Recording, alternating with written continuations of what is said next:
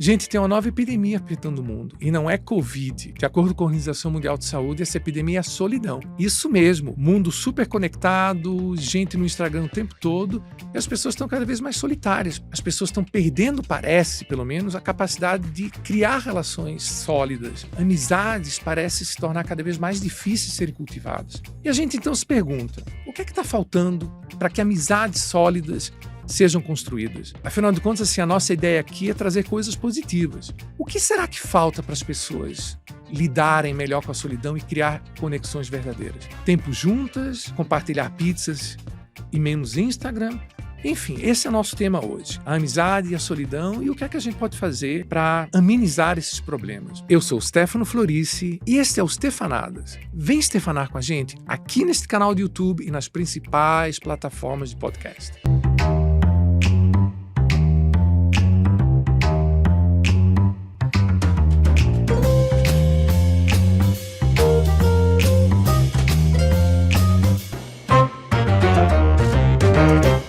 Amizade. Esse tema é um tema que interessa a mim, interessa a todos. Sem amigos, eu não sei o que eu, pelo menos, teria feito da minha vida. Nesse sentido, eu não poderia ter no programa de hoje, com um tema como amizade, uma pessoa que não fosse uma grande amiga. Uma amiga que me acompanhou em momentos muito difíceis, em momentos muito alegres, naquilo que a amizade tem de melhor. A minha convidada de hoje é a Isabela Cribari. Isabela, além de uma grande amiga, ela é cineasta, ela é documentarista, ela é fotógrafa e é psicanalista.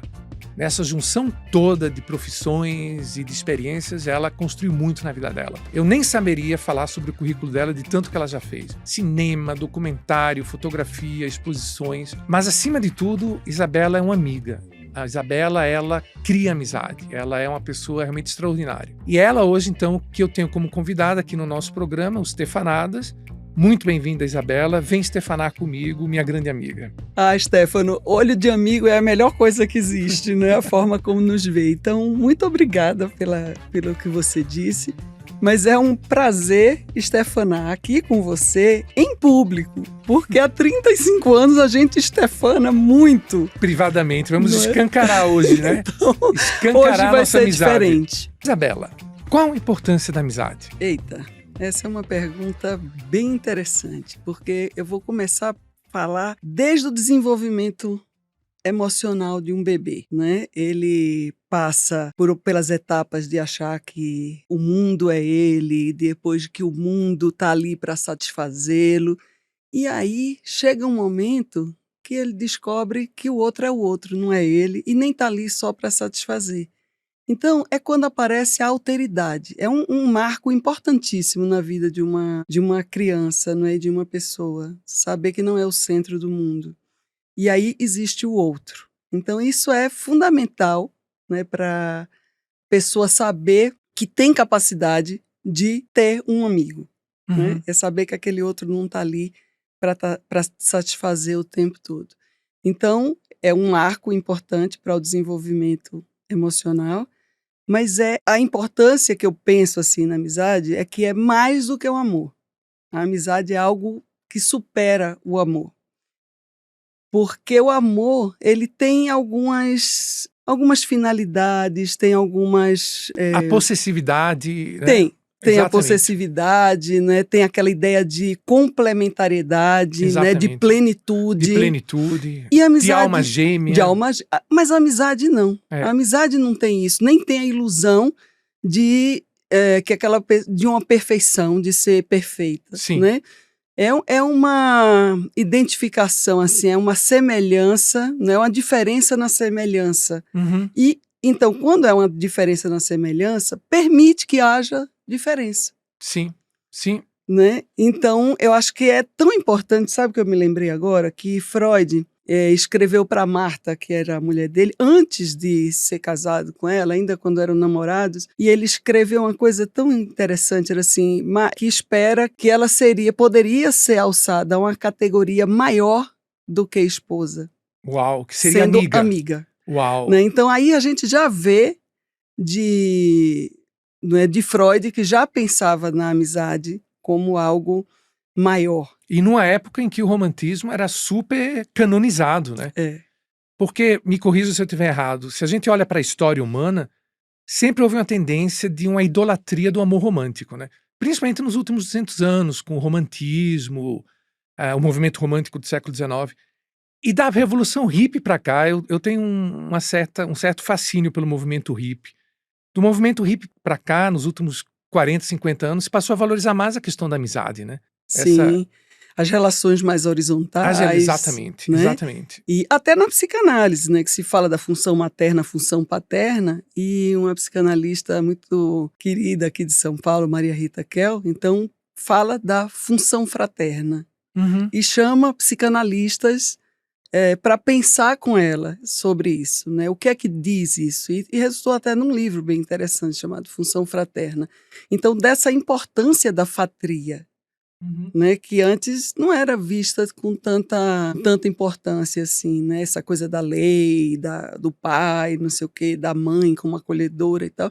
E hoje se vê muito, se fala muito nisso, nessa importância da horizontalidade, da fatria, e isso não necessariamente é amizade, né? Então, é outra forma de ver, né? E Bela, vou te chamar de Bela, né? A gente tem tanta intimidade já há tanto tempo. Pelo que você fala da questão do desenvolvimento da criança, né, das etapas, etc e tal, passou uma coisa pela cabeça. Então, ter bons amigos, em certo sentido, é um sinônimo de uma certa saúde mental, né? Não quero dizer com isso que quem tem dificuldade de fazer amigos não tem saúde mental. De forma alguma eu quero dizer isso. Mas o ato de construir amizades é um sinal de, digamos assim, de uma liberdade espiritual, de uma liberdade emocional. É um sinal de saúde, enfim. O que é que você acha? A facilidade de fazer amigos é uma coisa positiva, é um sinal positivo. Sim, te ajuda, né, a atravessar a vida, te ajuda, é um suporte, sempre um suporte emocional. Quando eu estou falando de amizade, eu estou falando de amizade, sim, de verdade, Sim, feita da não de gente, só tomar chopp, né? É amizade mesmo, que precisa ser construída ao longo do Sim, tempo. não é amizade de happy hour, Não né? é isso, é outra Isso. coisa, né? Essa amizade, ela tem alguns interesses, né? Que são amizades profissionais, são amizades porque é amizade do cônjuge ou da pessoa, do companheiro, da companheira, ou enfim, algumas coisas de trabalho, coisas assim. Isso, para mim, é outro tipo. É uma amizade mais superficial. Eu estou aqui pensando na amizade mesmo, né? Que não tem essa finalidade, né?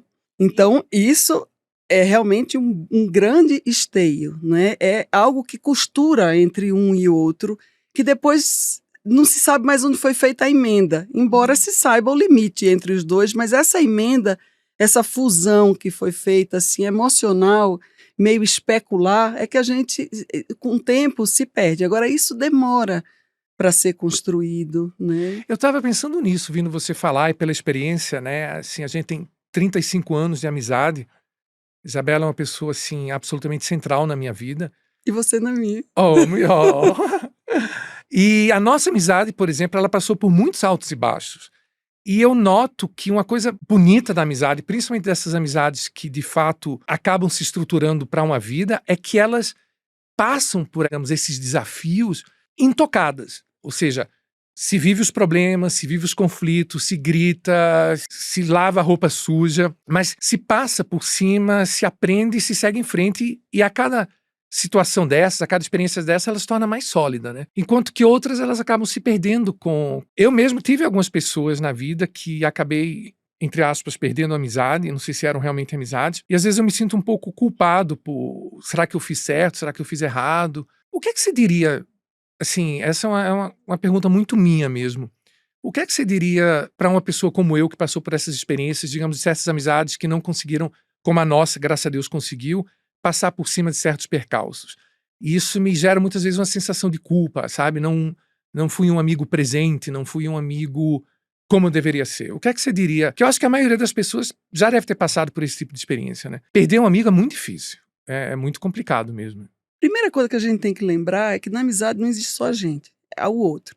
E há o que é construído, é feita uma análise, né? Que tem o analista, tem o analisando, mas tem o que eles constroem juntos, né? Que Ogden fala do terceiro analítico, né? E Freud fala de construções em análise. É aquela coisa que é construída. Então, você está ali, mas tem outra pessoa com todas as questões dela, né? Eu me lembro de algumas questões que aconteceram assim na sua vida, que você se perguntou muito, mas tem as dificuldades da pessoa de lidar com determinadas coisas e isso a gente não controla, né? Mas eu acho que quando eu penso amizade, eu penso uma amizade assim que consegue ultrapassar isso, que consegue falar, que consegue os pensamentos mais esdrúxulos, as coisas mais difíceis conseguem ser ditas, conseguem ser xingadas um do outro e o que pensa e discordar, né? Porque a diferença é uma coisa importantíssima. Sim. Na vida, né? Não só na amizade.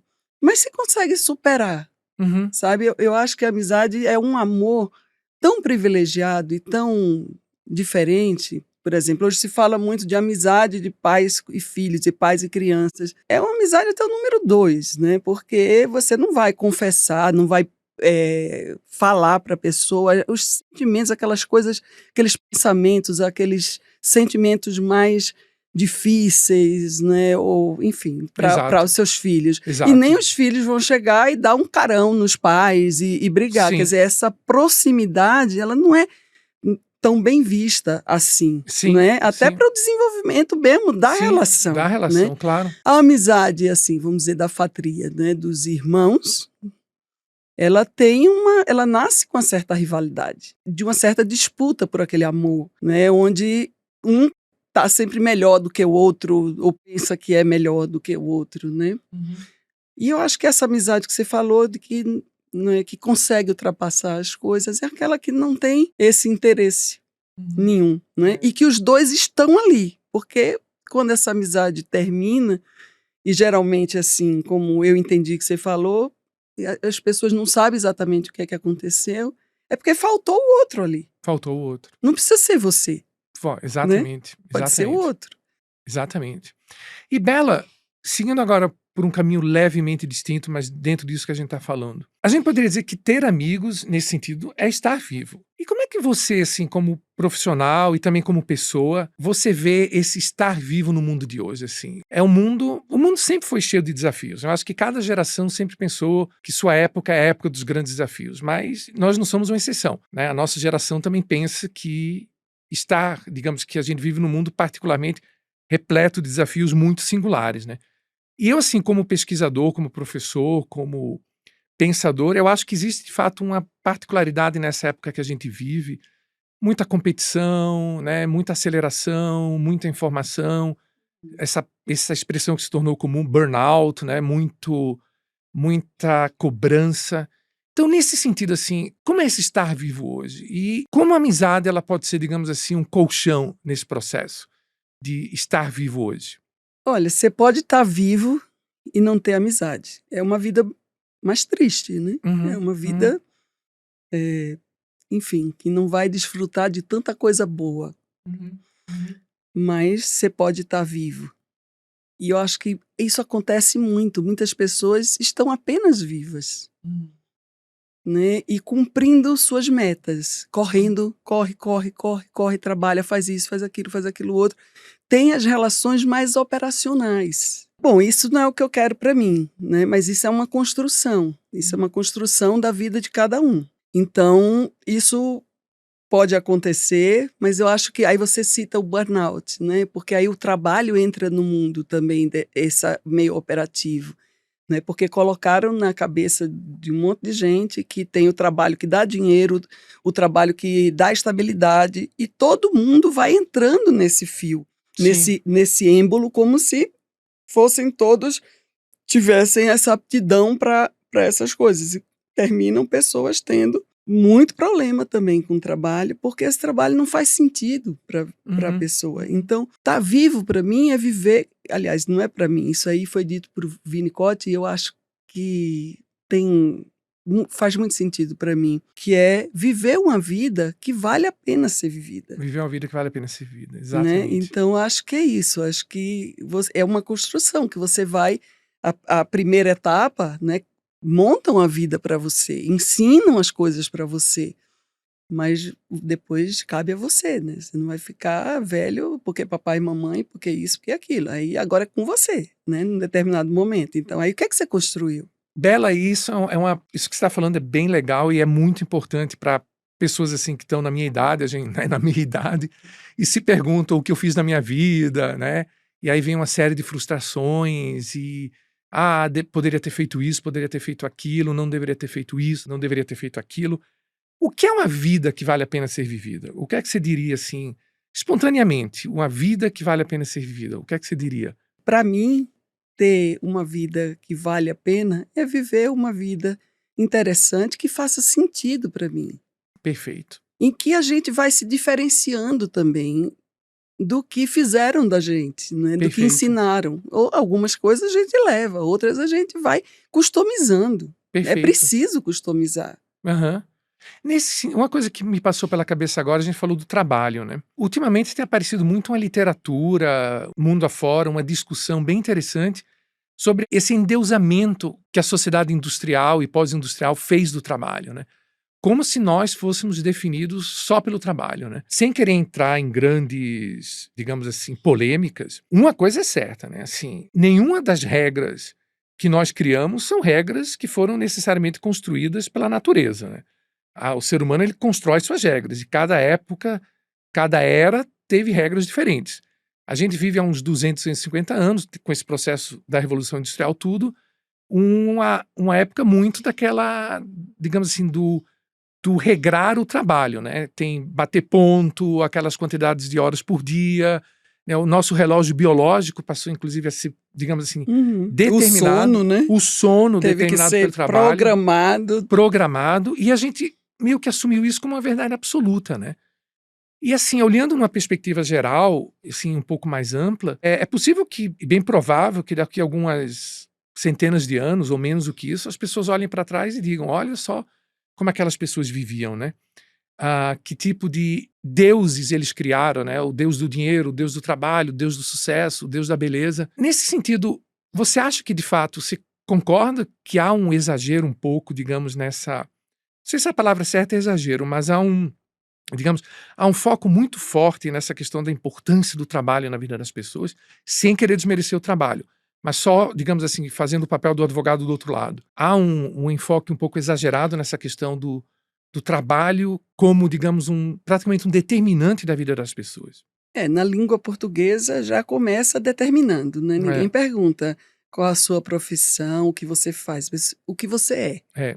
Exato. Então, já na língua portuguesa, não sei isso nem em outras línguas, acho que no inglês não sei como é no francês, mas já é uma coisa que define, né? E isso eu sempre tive muita dificuldade, quando colocavam assim, profissão, eu tinha dificuldade, o que é que eu ia colocar? Porque eu sempre fiz muita coisa, né? Sim, então eu sim. tinha muitos interesses, né? Então, o que é que eu ia colocar ali como definidor? Então eu acho que essa coisa do trabalho como definição do que você é muito complicado, e aí entra também numa coisa de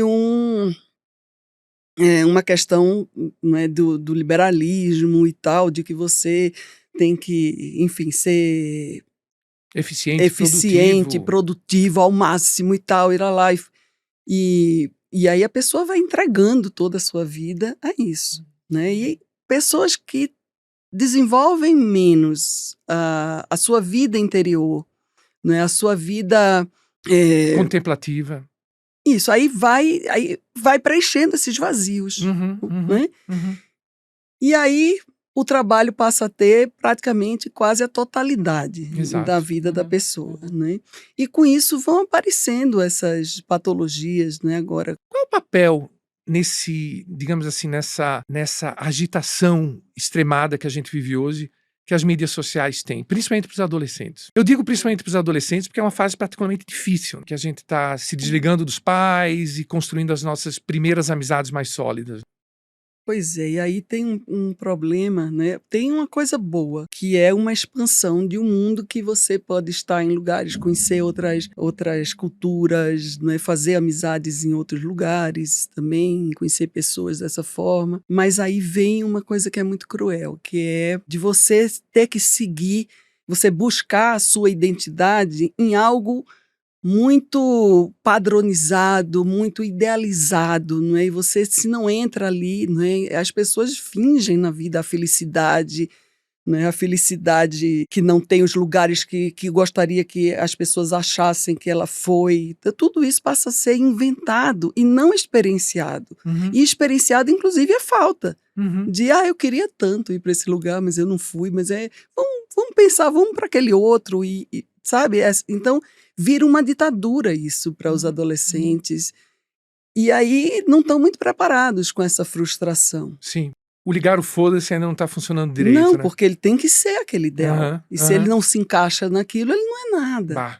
Eu acho que os jovens estão fazendo mais assim uso dessa tecnologia e estão sofrendo as maiores consequências disso, sabe? Agora, mas eles têm tido uma atuação mais social, política, né? E isso a partir das mídias, com tudo de bom e ruim que há nisso. Não é? Né? Na amizade existe um canal que começa pela aceitação, passa pelo afeto e termina com amor verdadeiro, de uma aceitação quase que incondicional. Você acha que a amizade pode ser, digamos assim, um canal mais verdadeiro de amor do que a relação romântica? Completamente. Essa amizade realmente, né, como a gente estava falando, acho que sim. Até porque você pensa, por exemplo, um casamento tem muitas coisas envolvidas, interesses assim, não é? Aí tem patrimônio, tem isso, tem aquilo, tem família, tem muita coisa envolvida e para resolver aí no meio e que pode muitas vezes até mudar esse afeto inicial, sabe? Mas tem aquela coisa que a gente começou falando, daquele interesse, não é, de completude, aquele outro que é criado, não é, aquela ilusão de um outro que vem para completar e satisfazer e ser essa plenitude, né? E você se defronta com que não é isso, né? Que isso é uma idealização. E o amigo não. O amigo tá livre disso, né? É um amor mesmo que se tiver esse interesse, não é desse tipo de amizade que a gente está falando, né? Uma amizade mais profissional, uma amizade mais de laços familiares, mas não de sua escolha mesmo, né? Eu acho que a amizade tem essa liberdade, não é? De ser diferente dentro dessa semelhança que une, dessa costura que é feita entre duas pessoas. E foi Vinícius, né, que falou que se ele perdesse todos os amores que ele teve na vida, ele sobreviveria, mas se ele perdesse os amigos, ele não ia resistir, né? Exatamente. E Caetano tem uma música, se não me engano, chama Língua, eu acho que é isso, que é mais ou menos assim, eu não sou boa de decorar nada, mas você sabe bem disso, mas ele tem uma parte que ele diz que a poesia está para a prosa, assim como o amor está para a amizade. E aí diz, e quem há de duvidar que é maior? Que é maior, legal. Isso até deu o título de um trabalho da Caterina Coulthard, uma psicanalista daqui de São Paulo, muito interessante. E Bela, fazendo agora um desviozinho da amizade para a solidão. As duas, obviamente, andam muito lado a lado, principalmente nessa questão que a gente está falando, digamos assim, dos grandes desafios emocionais de estar vivo hoje, né? De lidar com um mundo tão repleto de estímulos, de informações, de exigências, de comparações, né? Onde o ser você mesmo e o ser original, e até tem uma dicotomia aí, porque em certo sentido a gente vive num mundo que nunca foi tão livre das pessoas serem o que querem ser. Por outro lado, existe, mesmo nessa diferença do ser livre para ser o que quer ser, não deixa de existir uma ditadura, né? Que mesmo o ser você tem que ser um ser produtivo, eficiente, bonito, legal, cool, que chama atenção, né? Para as mulheres, então. Para as mulheres, então. A cobrança é muito maior. A cobrança é muito maior. Nem fale.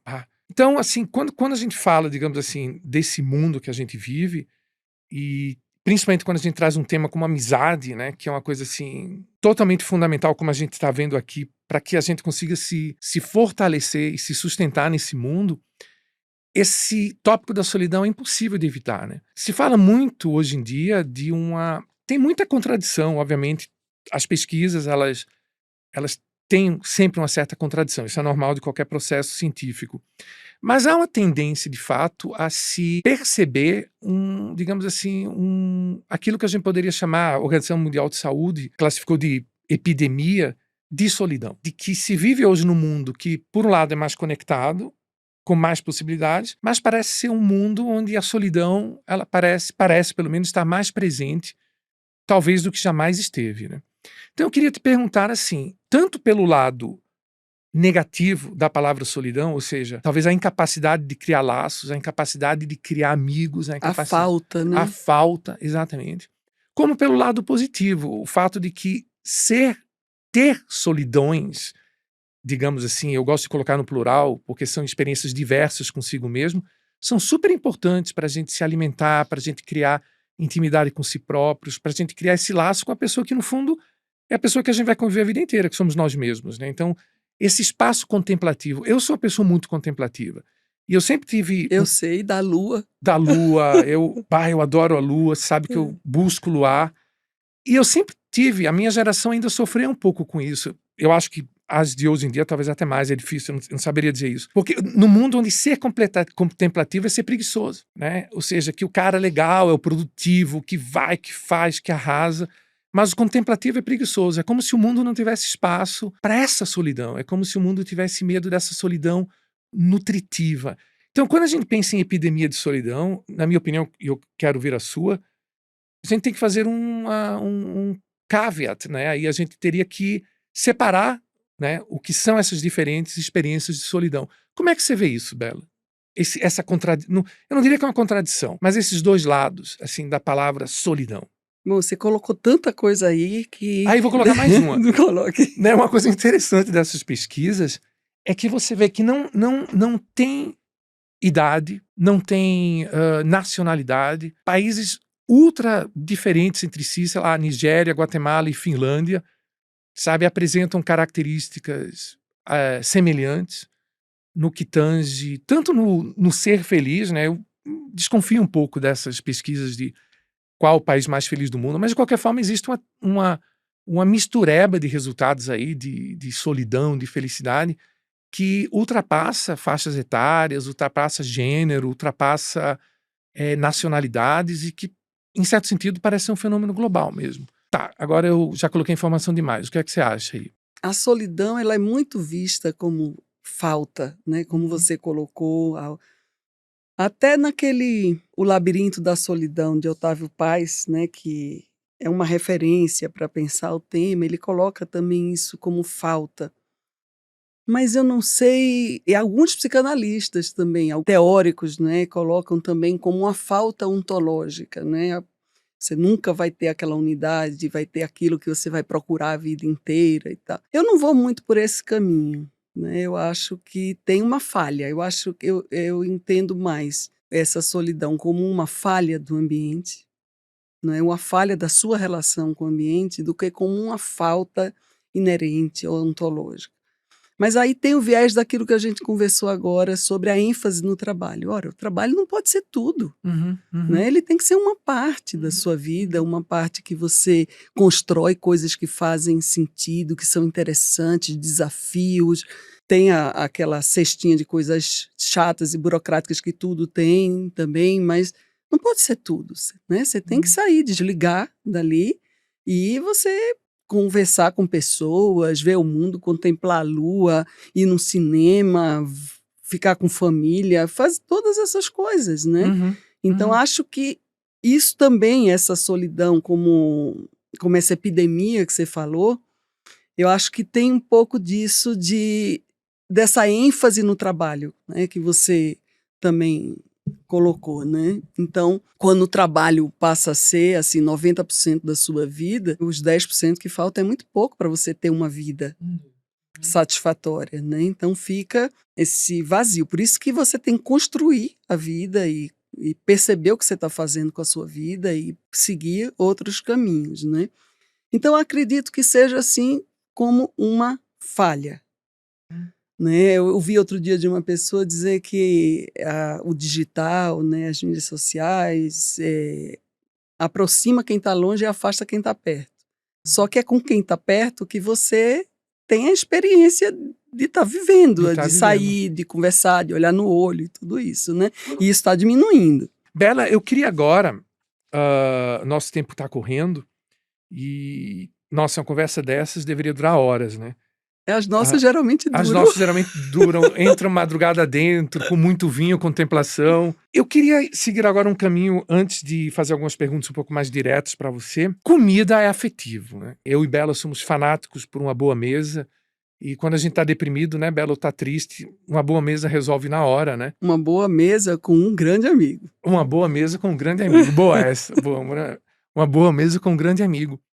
A comida, ela é um elemento afetivo, né? E ela é um elemento que pode, digamos assim, ela cria ambientes em que o fluxo afetivo ele se torna mais fácil, né? Qual é a sua opinião sobre a comida, né? Eu digo a comida porque é um elemento tão importante na nossa vida. A gente comunga na comida, né? A gente divide espaço na comida. Como é que esse espaço de troca com a comida afetiva pode ser, né, uma coisa interessante nesse mundo assim elétrico que a gente vive? O espaço do comer pode ser, digamos assim, um dos canais para que a gente desenvolva mais esses laços humanos, esses laços afetivos. Olha, a gente estava falando do mundo corrido, o mundo, né, o mundo fast food, né, que você nem sabe o que você está comendo, ou plástico, isso, ou o que você nem sabe. Esse é um mundo que eu não quero muita aproximação dele. Eu acho que nem é disso que você está falando. Eu não entendo bem o que as pessoas falam, e têm falado muito, eu tenho ouvido muito da culinária afetiva. Eu não entendo muito isso, porque eu acho que o afetivo é uma alfaiataria, é algo que é feito sob medida. Não pode ser universal, né? Então, é uma coisa que você não é para todo mundo. Aquela comida é afetiva para você, mas não é para todo mundo, né? Por exemplo, uma Madeleine para Proust trouxe, né, uma obra incrível, né? Tempos perdidos, né? Para ele. Você come uma Madeleine, pode não ter sentido para você isso. Eu sou mais do croissant. Aí tem coisas que são mais primitivas e tal. Antigamente, eu acho que o que a gente chama hoje de culinária afetiva era meio culinária de vó, né? Comida de vó. Comida de vó tem sentido para os netos da vó, né? Para os outros netos já não tem muito, né? Mas, assim, nós somos de famílias italianas. Sentar à mesa e a comida pra gente tem outro sentido, não é? Do fazer, a massa, o molho. Sabe por que eu trouxe esse tema, Bela? Porque eu não tenho como deixar de pensar o mundo um pouco também pelo meu lado de professor, né? E praticamente de pessoa que trabalha com política pública. Eu vejo muito a comida, além dessa discussão, digamos, da comida afetiva, etc e tal, eu vejo como um espaço que sempre vai existir. As pessoas precisam se alimentar, as pessoas gostam de dividir espaço à mesa, e no mundo tão elétrico, em que as pessoas têm tão pouco tempo de conviver fisicamente, o espaço da mesa pode ser um canal, né? Eu até imaginaria um dia uma política pública, né? Vamos incentivar, digamos assim, que as pessoas tenham tempo para comer juntas, uma mesa coletiva, mesas de restaurante que junte pessoas e não que afaste pessoas, né? Isso, né? Lanches na escola, que cada um leve uma coisa e que provem, cada um do seu, e que digam se gostam, se não gostam, né? E isso do tempo, eu acho que isso tem da comida, porque é algo que nos leva realmente para um prazer, né? Tem até um escritor que perguntaram para ele, você escreve, quando você está muito triste, você escreve, ele disse, não, eu como. Porque eu também. É a forma de obter prazer mais rápido. E depois, né? Também ficar pensando um pouco nos quilos a mais, mas faz parte, né? Mas é isso, eu acho que a forma de comer, né? De você conviver, não você passar num drive-thru e ficar dentro do carro. Mas você de convívio, de convívio. E isso eu acho que a família italiana tem muito. Né? A mesa... Né, tem aquela convivência mesmo, tem aquele negócio de televisão em cima da mesa, não.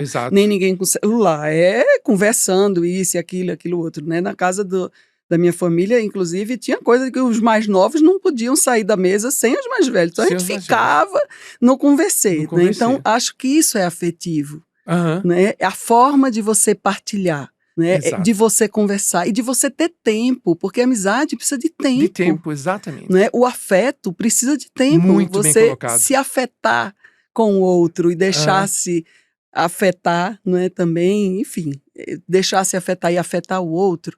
Isso precisa de um tempo, de confiança, tempo. de muita comidinha juntos. De muita comidinha juntos, né? Legal isso, dá para pensar numa série de restaurantes, né? Uma série de comidas. Bela, olha só, a gente pediu para a inteligência artificial fazer uma pergunta em cima do seu currículo, né? Ai, meu Deus, chat GPT, o que é que você Olha só. colocou para mim? Como mulher, psicanalista e documentarista, olha só. Hum? Como você acredita que sua perspectiva única influencia tanto a escolha de temas quanto a abordagem de seus filmes? Olha só que pergunta. Sua experiência. Olha só, como mulher, Sim. psicanalista e documentarista, como você acredita que sua perspectiva única, Como né, é perspectiva única? seria, digamos assim, a combinação dessas profissões, né? Ah, Você é tá. psicanalista, documentarista, né? Para quem conhece também, uma grande curtidora de comida, etc e tal. Como é que é essa E cozinheira também. E cozinheira viu? muito Porque boa. a pessoa pode não gostar dos meus filmes, Bah, eu não fico nem assim, mas se mas não o seu gostar da bife minha à comida. parmegiana, meu Deus do céu. Bah, gente, o melhor que eu já comi. Como é que você acha que essa combinação que é tão sua influencia na abordagem que você faz com seus filmes, assim? Você vê que é uma pergunta diferente do que tradicionalmente a gente imagina. Que seria, como trabalhar com filmes, audiovisual, ajudam você na sua vida, na sua profissão de psicanalista, né? Na verdade, o ChatGPT já foi pelo outro lado, né? Ele olhou o seu lado de psicanalista e pediu, como é que isso afeta a sua produção de cinema? Eu acho que eu sou, primeiro, como é que isso tudo se junta? Né? Eu gosto, acho que isso que eu faço tem uma coisa comum que é a linguagem. Eu gosto de linguagem. E eu percebi que eu gosto de ouvir, eu gosto de histórias, ouvir e contar histórias. E um psicanalista e um fotógrafo, cineasta, são pessoas que estão muito atentas ao seu redor, ao mundo, às coisas, às perspectivas, às diferentes formas de ver, sabe? Então isso está muito impresso nos filmes, nas minhas fotos, são temas mais subjetivos também, né? Um ponto de vista mais subjetivo. Não sou a documentarista nem Factual. nem a fotógrafa muito realista, Sim, assim, sim. da realidade. Eu penso numa realidade que pode ser a minha, a sua, que você possa se ver naquela foto e não ser aquela pessoa que é só ela mesma, não é você. Sim, sim. Né? Então, eu acho que esse interesse mais por esses temas mais subjetivos, eu acho que isso está impresso assim nos meus trabalhos todos. Agora, como psicanalista, quem está ali é o outro. Eu acho que eu estou com muita atenção ao outro. Eu gosto de pessoas, eu gosto daquilo que move as pessoas, não daquilo que está no Facebook, mas do que elas sentem, do que pensam. Não é? Então, ali no meu consultório, eu estou com essa pessoa do jeito dela, querendo entender com ela isso, não é? Como, o que faz, o que pensa, o que sente, o sentido que essas coisas têm, até o sentido do sintoma, né? Que isso vem a partir desse discurso. Então é essa atenção ao mundo, meio interessante a atenção às pessoas, gostar de linguagem. A danada da inteligência artificial tá animada aqui, já fez outra pergunta, ó. E é? Gostou de você. Se os personagens de seus documentários fossem analisados por um psicanalista, que tipo de sessão terapêutica você acha que teríamos? Pergunta boa, viu? Como é? Essa inteligência aqui tá boa, viu? Se os personagens de seus documentários fossem analisados por um psicanalista, que tipo de sessão terapêutica a gente teria? Eu nem sei, porque eu acho que eu tenho uma relação assim com as pessoas. Você concorda que a pergunta foi boa, né, da inteligência aqui? Foi boa, mas eu acho que eu tenho uma relação muito, talvez, psicanalítica mesmo com os entrevistados. Bom, nesse filme De Profundis, que foi bem ligado a esse assunto também da psicanálise, né, que é do sofrimento, que são os temas que me interessam, o Nicolás, que era o fotógrafo do filme, diz que eu montei um consultório cinemental. Legal isso. Né? Então eu passava o dia inteiro, eu passei uns 15 dias ouvindo as pessoas de manhã até de noite. Você vê como a pergunta foi bem feita, porque exatamente você criou uma sessão terapêutica diferente, né? Então eu quero entender, porque tem uma coisa que o documentarista é diferente da ficção, né? Diretor de ficção que tem um roteiro que está ali, chega, a pessoa vai entrar por esse lado, vai falar isso, vai falar aquilo. O documentarista não, tem que estar atento ao mundo, saber o que é quem é essa pessoa, o que é que ela pode dizer sobre Principalmente isso? quando ele quer captar a subjetividade, como você falou Então antes. já é uma relação analítica, assim, Aham. fora do consultório, sem uma finalidade, né, analítica, mas tem a metodologia. A gente vai perguntar depois para a inteligência artificial se ela gostou da resposta. E você me diga, por Eu vou favor. lhe dizer, viu? Eu sempre digo para todo mundo, sejamos gentis com a inteligência artificial, porque no dia que ela dominar o mundo, ela vai separar os que foram legais com ela e os que não foram, né? Olha só, queria te fazer uma pergunta que faço para todos os convidados. Mas antes, lembro a todas e todos que estão ao nosso redor virtual que eu estou stefanando aqui no YouTube, Stefanadas com Stefano Florice, e também no Instagram. Siga para refletir, compartilhar e agir, e laica para sorrir. Então vamos lá, vamos fazer algumas perguntas mais rápidas, fixas, interessantes. Vamos explorar agora mais a Isabela, né? O ping-pong, né? O ping-pong. Qual foi um grande momento de decisão na sua vida? Uma bifurcação que te fez escolher caminhos diferentes. Veja, eu não penso como bifurcação, eu penso até como o contrário, né? Quando eu comecei a juntar todas essas coisas, né? Ah, você é fotógrafo, você é cineasta, mas você é psicanalista, você faz isso, você fazia joias, você gosta de cozinhar. Quando eu consegui juntar tudo isso... E deu? E deu, aqui, hoje. Então, acho que esse foi um grande momento, né? Quando você quebra com o desejo do outro sobre você, com a expectativa do outro sobre você, e você trilha alguns caminhos, como eu que trilhei, caminhos paralelos, e aí resolve juntar, né? Eu acho que esse Legal, foi então, um grande em vez de uma momento. bifurcação, foi uma união. Uma união Legal. E eu acho que aí sim eu construí algo que para mim faz sentido. Bah, legal. Você estefanou bem nessa, viu? Muito boa. Um sonho realizado e um só sonhado. Ai, meu Deus, um sonho realizado? Eu acho que construir essa vida. Construir essa vida legal. interessante. Essa vida que faz sentido para mim, que eu gosto de viver. Com seus desafios, né? Com os amigos que construí. Com seus afetos. Isso. Eu acho que é isso. Meio simples demais, mas é isso. E um só sonhado? Um Rolls Royce? Não. Um só sonhado?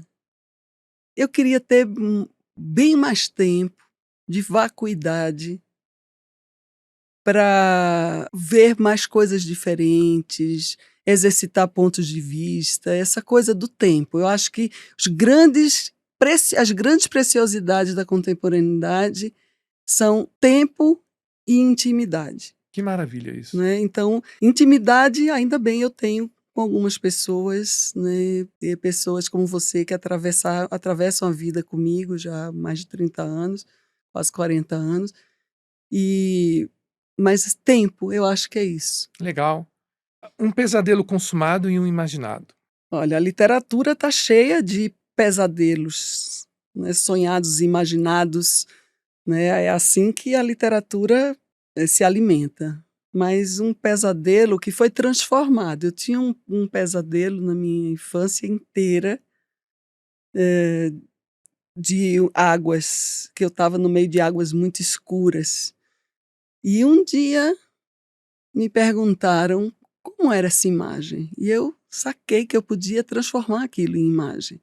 E comecei a fotografar essas águas escuras e eu transformei esse pesadelo numa... Você tem uma exposição, né? Eu fiz, foi exposto, foi na exposição Claríssima Escuridão no Museu do Estado. E aí eu coloquei, em Recife, coloquei o título O Rio Anti-Heraclitiano, porque o rio Heraclitiano, a água não é a mesma, nunca vai ser a mesma. E aquelas águas eram a mesma muitos anos na minha vida. E aí eu transformei isso nesse objeto fotográfico. É um cubo com essas águas e dentro tem uma areia e uma criança que você quase não vê direito, é meio embaçado. Esse é um pesadelo transformado. Até psicanaliticamente, virou um santome. Que fofa! Se você pudesse fazer uma pergunta para qualquer pessoa, viva ou morta, qual seria? Eu não sou assim tão curiosa, mas... Imagina se fosse. Eu vou fazer uma pergunta que não tem resposta, porque as pessoas não têm nenhuma obrigação de serem coerentes. não ter... As pessoas têm suas ambiguidades, mas é uma coisa que eu nunca entendi, porque Freud tem uma vanguarda, teve uma vanguarda profissional, científica, né? Foi quem deu voz às mulheres, né? Que não eram, que os sintomas eram tidos como besteira, isso e aquilo. Neuroses femininas. E aí ele teve essa vanguarda, né, de escutar, da técnica, de construir a teoria, mas na arte ele era tão tradicional, né? Os movimentos, os surrealistas, dadaístas, quando viram, né, a descoberta, como ele falou do inconsciente e tudo isso, então isso mudou, de certa forma, a arte, né, a arte mais primitiva, do que vem de dentro e tudo, e ele não dava muita bola para isso, não, né? Ao contrário de Lacan, mas ele não dava muita bola. Ele ficava... Lacan gostava mais. Lacan era... Antes de ser psicanalista, ele já era muito ligado à arte, né? Aquele quadro, o Início do Mundo, como é de Colbert, A Origem do Mundo. A Origem do Mundo. Que era um quadro que até hoje ninguém colocaria na parede de casa. Ele era de Lacan. Uau! Né? Então... E minha querida, uma foto que marcou você, um fato, fato que marcou você. Você pode escolher, tanto o O como o A, foto ou fato? Eu vou na foto, porque quando você pergunta isso, me vem uma foto muito impactante que até hoje está fixada em mim. No Afeganistão, recentemente, quando um pai, eu penso que é um pai, entrega para um soldado desconhecido o filho para que ele viva. Para que tenha chance de viver. Aquilo me marcou tanto. Meu Deus. Né? Enfim, e registraram esse momento, né? É um momento de quê? De amor, de desespero, de loucura, né? Eu acho que é um registro de algo que cada vez que eu olho me faz pensar. Dá vontade de chorar só de imaginar. Eu não conheço essa foto. Nem sei se eu vou conseguir olhar para essa foto. Todo dia ela faz tudo sempre igual. O que você faz todo santo dia? Tem certas coisas que a gente sabe, né? Mas... Eu, como todo mundo, né, tento ganhar vida, aprender um pouco e me sentir bem. E nesse sentido do aprender um pouco, não sei nada, mas gostaria de saber, reticência? Ai, não sou curiosa a esse ponto. Eu acho que eu já sei, não é que eu sei demais, eu acho que eu não quero entrar nesse excesso. Tô entendendo. Né? Quero saber mais. Esvaziar um pouco a mente, né? Mais contemplativo. Eu quero ir aprendendo as coisas assim, sem muito foco. Perfeito. Vou vendo aqui, me interesso por isso e aquilo, sem essa obrigação de ter que saber e saber mais. Genial, genial. Qual será o próximo grande acontecimento de sua vida? Eita, isso devia ser uma coisa assim, um momento assim, bem otimista, mas eu não sei. Eu não sei. O meu é estar vivo amanhã. Tá vivo, tá viva e vivendo. Eu quero morrer viva. Viva. Com amigos, com afeto, com amor. Não é? Enquanto tudo isso fizer sentido. Enquanto tudo isso fizer sentido. O que eu não perguntei e que você gostaria que eu tivesse perguntado? Você tinha me falado de um livro, né? Alguma coisa uma indicação de um livro, uma música, um poema, alguma coisa. Não que foi era a isso? última pergunta. Então todos eu fiz, né? Não teve nenhuma pergunta que eu fiz. Acho que não, que você tinha... Porque essa seria a última pergunta. Que livro, filme, peça você acha que o Brasil deveria ler hoje ou poderia ler hoje? Pois é. Eu fiquei pensando num livro. Eu gosto muito de um autor, de um escritor israelense, Amos Oz. O livro mais... Ele é israelense? Mais de uma luz. Esse livro eu vi... Ou egípcio? Agora eu fiquei em dúvida. Não, israelense. Né? Eu vi para esse lançamento aqui em São Paulo, na Casa do Povo. Ele é um escritor que eu gosto muito. E esse livro especial, eu acho que o Brasil, acho que o mundo precisava ler. Porque ele mostra que não só existe uma luz e é você no mundo. Existe mais de uma, né? Nessa sociedade narcísica, isso é muito importante. Mas mais do que isso, ele exercita os pontos de vista e ele pensou, né, na questão dos judeus e dos palestinos, e aquela coisa de como é isso, né? Que quem tem razão, quem isso, como um pensamento mais simplista, ele exercita um pensamento complexo. E ele vai com você nos argumentos, aí ele lhe dá uma rasteira e mostra outra forma de pensar. Quer dizer, isso a gente pode pensar da forma, hoje, por exemplo, nesse mesmo conflito. A Moisés morreu recentemente, não viu esse conflito que está havendo, mas as pessoas têm posições assim de muitas certezas, de um lado ou de outro. E lendo esse livro, eu fui reler recentemente por causa desse conflito, então você vê que é muito mais complexo o pensamento. Exato. Eu acho que é esse exercício que a gente precisa na política, no afeto, Nas nas relações humanas. relações, né? Isso Tudo. me lembra, Isabela, que eu gosto muito de dizer para os meus alunos que pessoas com dúvidas normalmente são mais interessantes do que pessoas com certeza, sabe? Pois ele diz isso. Ele Ele diz diz isso. isso. Ele diz no livro que, por exemplo, um fanático, ele é um ponto de exclamação. Exato. Seja na religião, na ideologia, no que quer que seja. Exatamente. Né? E um ponto de exclamação lembra um fuzil, né? E é exatamente isso, né? Ah, É esse fundamentalismo de que a única religião, a única forma de chegar a Deus é a minha, exato. né? A sua Não é? não é, né? Essa coisa de você desacreditar o outro, de você dizer que é só o seu, é o mesmo ponto narcísico e ao mesmo tempo é um canhão. É um canhão. Né? E é um canhão que dizima tantas pessoas todos os dias, né? E minha querida Isabela, pra gente terminar num tom assim, gostoso, positivo e pra cima, você acha então que, apesar dos pesares, tem muito espaço para amizade no nosso mundo, né? A gente pode, deve e consegue criar amigos no mundo de hoje, a gente poderia se dedicar mais a isso, né? Pois é, e para isso... A amizade como canal de afeto, a amizade como canal de conexão. E aí a gente tem que, nesse mundo, encolher um pouco o nosso espaço, né? Então a gente encolher um pouco esse espaço para caber o outro, para a gente dar espaço psíquico para uma amizade. Muito Mas bom. eu também queria dizer uma coisa. Uau! Para você. Não tem tempo, acabou. Mas eu não sei se é para você. Eu acho que é para as pessoas que estão assistindo. A gente então nem vou olhar muito para você agora. É porque durante 35 anos eu estefanei muito.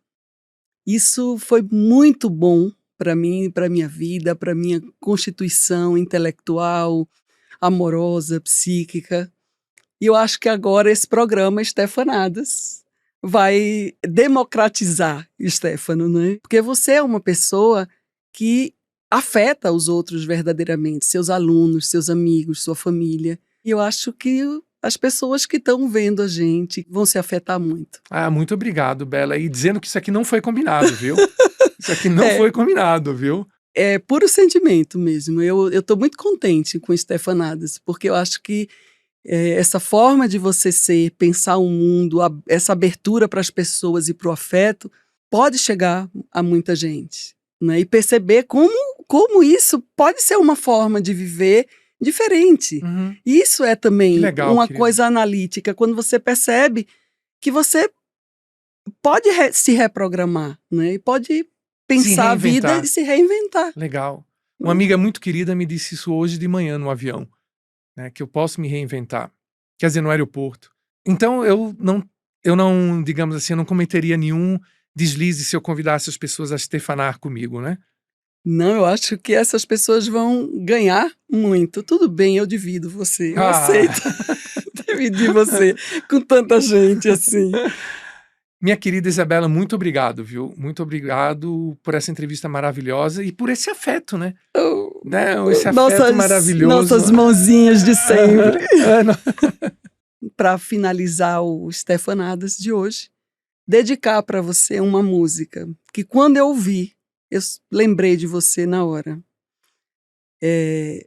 Amigo é Casa. É o título da música. Né? E é isso. Eu até volto um pouco ao início do programa. Né? Eu acho que quando você pergunta para mim qual a importância da amizade. É isso, é ter uma casa afetiva. Uma casa de uma relação completamente diferente de outras que são verticais, de outras que são competitivas e de outras que têm Que interesses. são possessivas. É uma casa afetiva, né? Então é um privilégio ter amigos na vida. E quem não tem, eu vou dizer assim, um conselho: arranje. Arranje. Se abra, dê espaço na sua vida para chegar uma pessoa, E se a gente, compartilhar com você a e vida. se a gente dá espaço, elas chegam, né, Bela? Elas chegam, sim. Se a gente dá espaço, se a gente se abre, elas chegam. Mas a gente tem que sair desse mundo tão defensivo, né? Exato, exatamente. Tão defensivo, tão tão ameaçador, julgador, tão né? persecutório, julgador, né? E que você tem que seguir esse padrão. Então, a importância da amizade pode ser um pouco egoísta isso, mas é ter uma vida melhor. Que legal, querida. Maia, eu te agradeço muito. Em primeiro lugar, pela amizade incrível de 35 anos. E depois por estar aqui com a gente, inaugurando os Stefanados com esse tema maravilhoso, amizade. Tem uma coisa que você me perguntou, o sonho sonhado e não vivido. A nossa viagem, que ia ser com os 30 anos para a Itália, essa ainda vai ter ia que ser vir, a nossa comemoração Essa vai da ter que vir. amizade. Com muita comida Com afetiva.